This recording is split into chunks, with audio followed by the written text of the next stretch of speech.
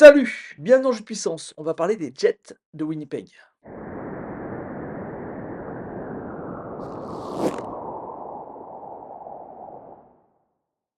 Les Jets de Winnipeg, une équipe qui a été assez surprenante la saison dernière. On n'attendait, pas grand-chose de cette équipe, surtout qu'il y avait des contrats en jeu. On pensait que 2 gros joueurs allaient soit être échangés, soit partir à la fin de la saison. Et ben pas du tout.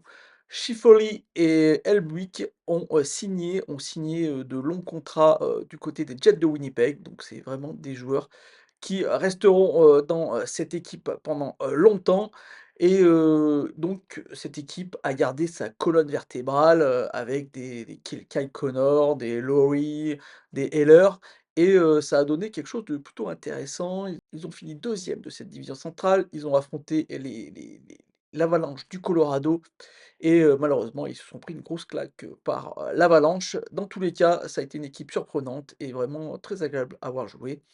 Est-ce qu'il y a eu beaucoup de changements lors de l'intersaison? On va voir ça tout de suite et comme on peut le voir en attaque, pas grand-chose, hein, effectivement.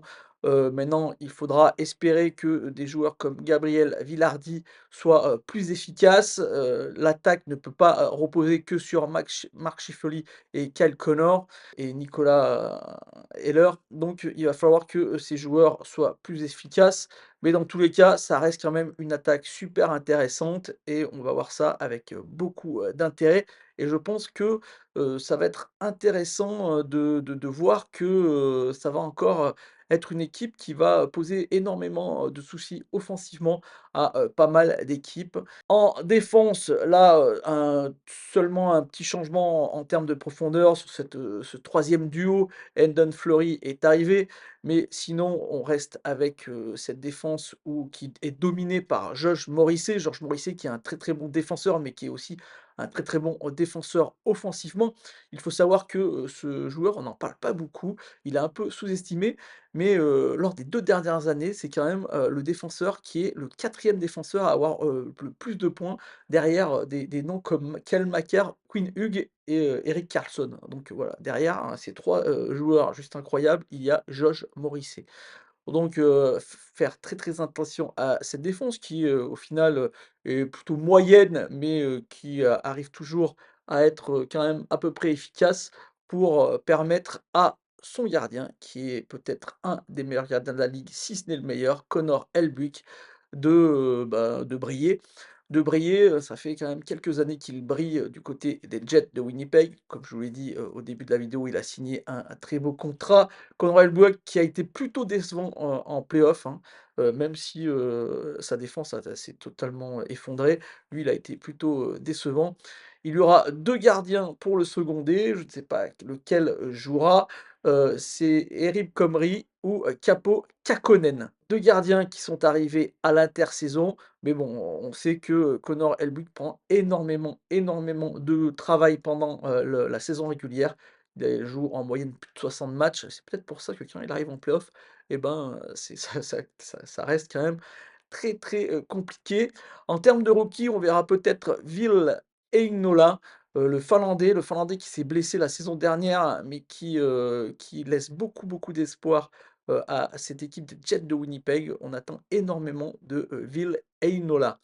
Mes prédictions pour l'équipe des Jets de Winnipeg, ça reste quand même une équipe très, très intéressante dans cette division centrale qui est très, très compétitive et je pense qu'elle peut aller chercher une 3e, place ou une wild card et donc attention, attention aux Jets, ça va être très, très intéressant à voir jouer.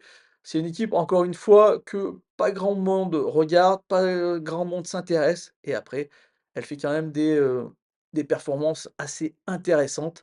Donc on va regarder ça, de façon régulière, les Jets de Winnipeg et il est possible qu'elle cette équipe aille à récupérer une place en play-off, même, c'est presque sûr à mon avis, hein. Moi je les vois vraiment bien partir en play-off. Après pour aller gagner la coupe Stanley, bien sûr, ça ne fait absolument pas partie ni des outsiders, hein, ni des favoris.